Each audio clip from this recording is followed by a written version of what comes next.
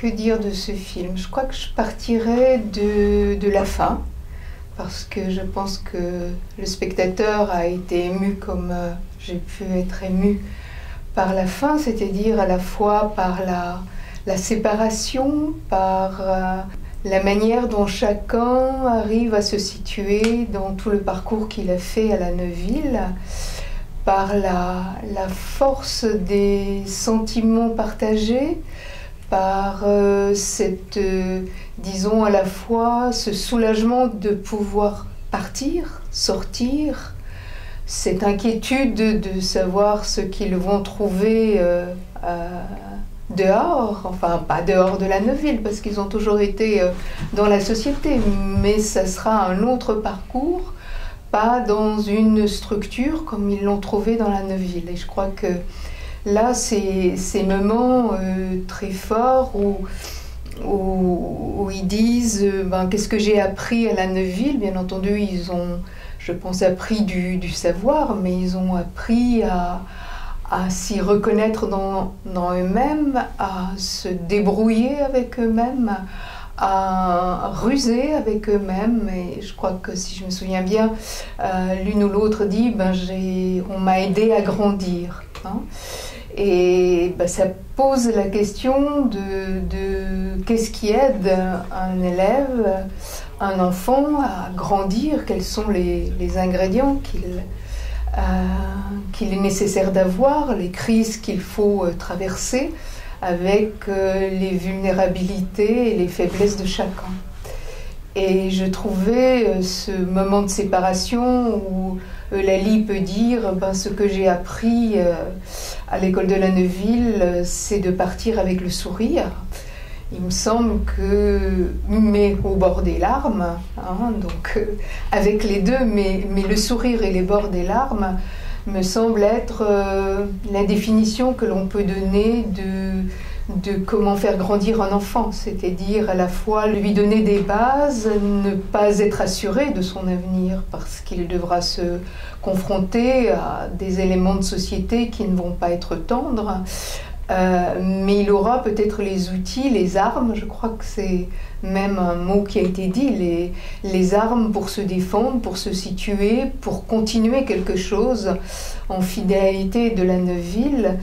Et je suis aussi très sensible à la question qui a été aussi posée par vous, qui dites, mais la Neuville, vous en partez, mais elle continue d'exister.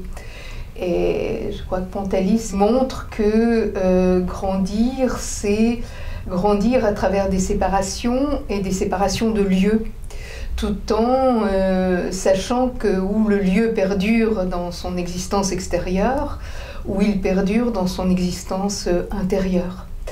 Et donc les enfants qui la partent,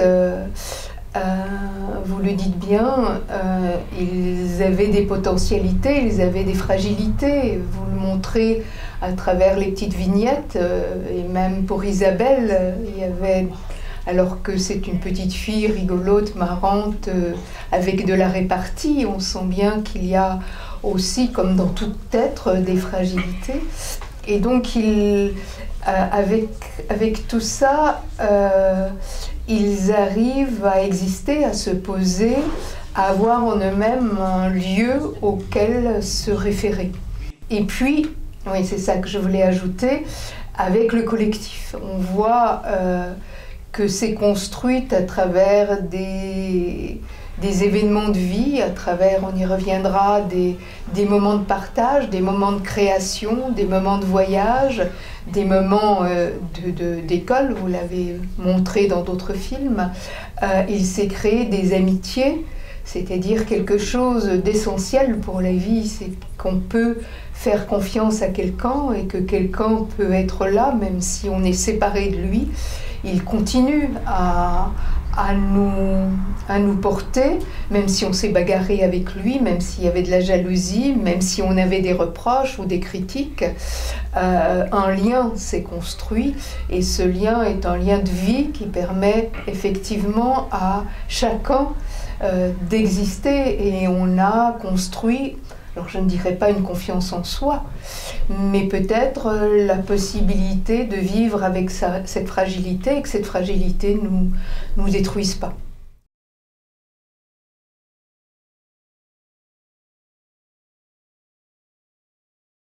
Ce qui est fort dans le film aussi et qui peut peut-être interroger un spectateur qui n'a pas l'habitude de ce type de pédagogie, c'est ces moments où chacun reçoit la parole de l'autre, une parole qui lui est adressée dans le conseil, le grand conseil, les autres conseils disons de chaque fin de semaine, hein, je crois. Cette parole adressée qui dit à l'autre, dans la subjectivité de chacun, ce qu'il a entendu, de ce qu'il a fait, de ce qu'il est, de ce qu'il croit qu'il peut devenir, et qui n'épargne pas les critiques. Alors on pourrait se dire, mais qu'est-ce que c'est que ça? Ça ne doit pas être très commode d'être là au milieu, et on voit des gestes, par exemple de Charlène qui se protège, qui se cache, pour accueillir ces paroles-là, pour ce moment-là qui est très fort. C'est pas facile, mais je crois qu'on grandit quand on est confronté à des paroles qui nous situent, qui nous sont adressées en singularité, qu'on arrive aussi à voir la pluralité des avis, et que l'un nous fait des louanges, et puis que l'autre repère des critiques, et que ces critiques, elles sont liées peut-être un peu à moi, mais aussi à lui, et qu'on arrive à se situer dans la collectivité et dans le groupe. Sur le moment, je pense qu'on doit recevoir ça avec peut-être l'impossibilité d'intégrer tout, mais ces paroles sont fortes, et c'est des paroles d'adultes, c'est des paroles d'enfants. Et ça, ce symbolique-là, cette importance du symbolique, de la parole adressée, de la parole en singularité, de la parole qui s'adresse non pas à un élève normé, mais à chacun d'entre eux, dans leurs différences, dans leur moment de vie, dans ce moment qui peut être bordélique ou qui peut être juste impossible à vivre, et qui fait payer aux autres un certain nombre de choses. Ça, je trouve que c'est à la fois, on pourrait se dire qu'il y a de la violence derrière ça, mais on voit bien que le cadre tient. Et c'est pas une parole qui est balancée sans règles, sans cadrage et sans soutien. Et ça, je pense que au fil du temps, ces paroles marquent dans leur... alors elles ont, je pense pas des effets immédiats, mais elles ont des effets de repérage, et qui permettent, comme les ceintures, de savoir où j'en suis.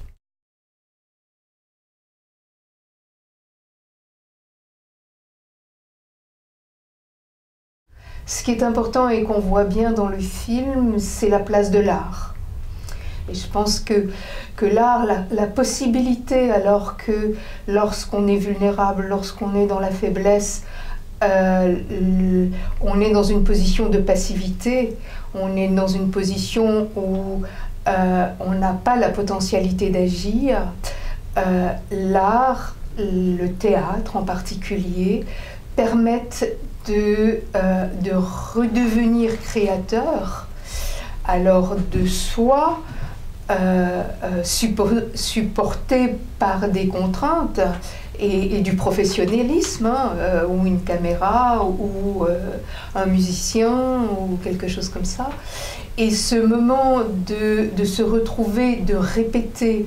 Vous avez beaucoup insisté sur cette répétition lente, sur la progression, sur Marvin et son A, dont vous lui faites dire un A qui n'est pas un A grave, mais qui est un A de tête, qui peut dire des tas de choses, hein, mais qui leur permettent de jouer, hein, non pas d'être au centre, non pas forcément de faire une thérapie où ils parlent, mais de jouer à travers les rôles, à travers leur présence, à travers leur corps, à travers ce qu'ils donnent, quelque chose d'essentiel. Et ce rythme, alors de l'atelier théâtre, je pense qu'il y a l'atelier cinéma, qu'il y a l'atelier peinture, pour des enfants qui ont été blessés, blessés par la vie, blessés par des adultes qui n'y comprenaient rien, ou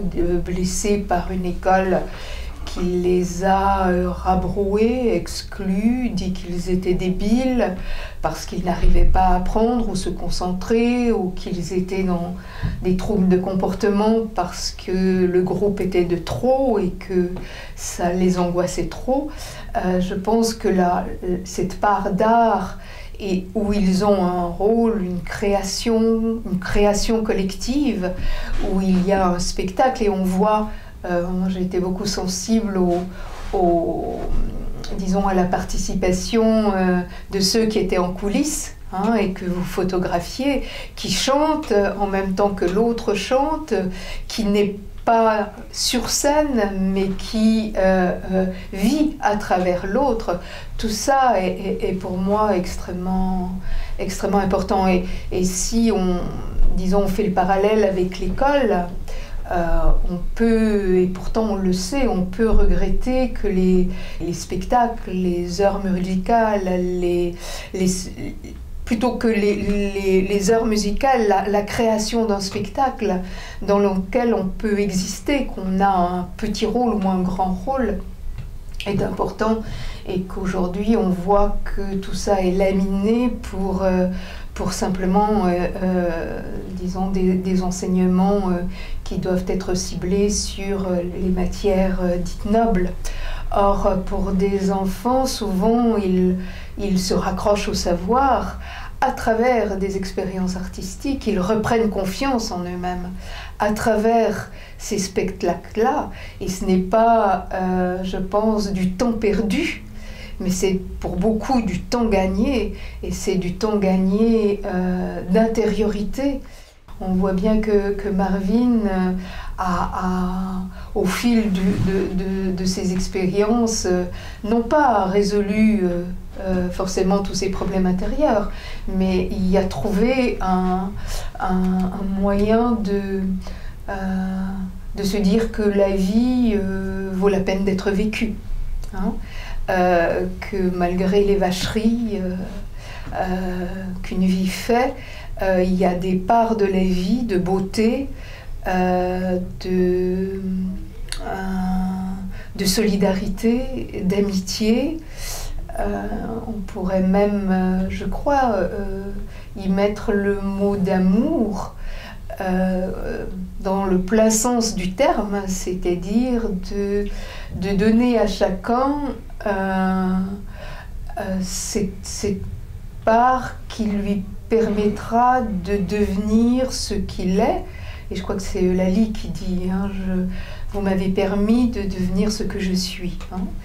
Et bon, on peut espérer qu'elle continue, parce que ce qu'elle est aujourd'hui doit se poursuivre.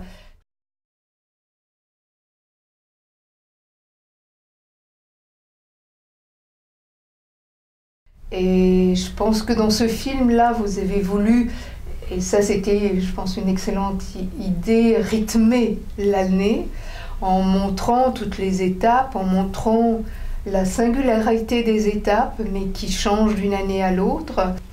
Et vous n'avez pas montré beaucoup de scolarité, mais vous avez montré la temporalité d'une année, cette temporalité qui est tellement mise à mal aujourd'hui, puisqu'il faut être efficace tout le temps, il faut faire tout vite, sans lenteur, et vous montrez bien que c'est un temps, c'est une temporalité, c'est un rythme, c'est des rituels, et que tout ça est important, comme le voyage, parce qu'ils savent que ces événements de vie partagés sont des événements qui font le groupe, c'est les événements qui font la solidarité, c'est les événements qui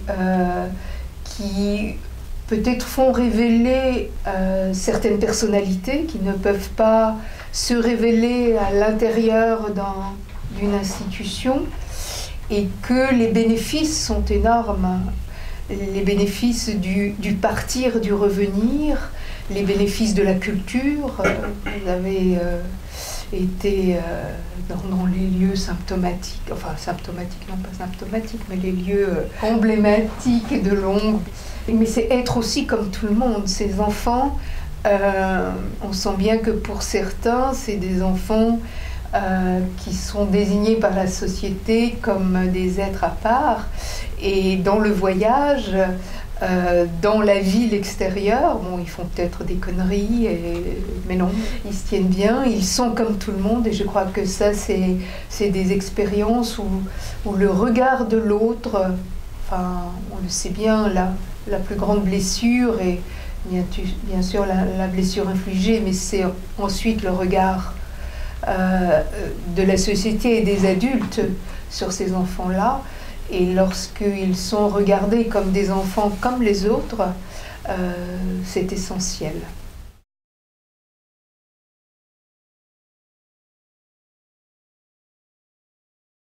Et ça, c'est grâce à la pédagogie institutionnelle, à la thérapie institutionnelle. On sait qu'une institution qui se tient, comme la Neuville, mais un collège peut se tenir. Non pas comme la Neuville, c'est juste pas possible, mais avec des adultes qui ne s'entre-déchirent pas, avec des règles qui font que le collectif des adultes se parle, avec des rouages qui permettent à l'institution de n'être pas folle, ça c'est le premier, hein, et bien ça, bon, c'est déjà un palier qui permet aux enfants de se sentir bien. Et on voit bien à la Neuville, quand on les voit prendre le train, bon, certains doivent être tristes, mais ils sont joyeux de retrouver la Neuville. Et je pense qu'une institution, quand un enfant aime à la retrouver, c'est qu'elle a fait son boulot. Hein.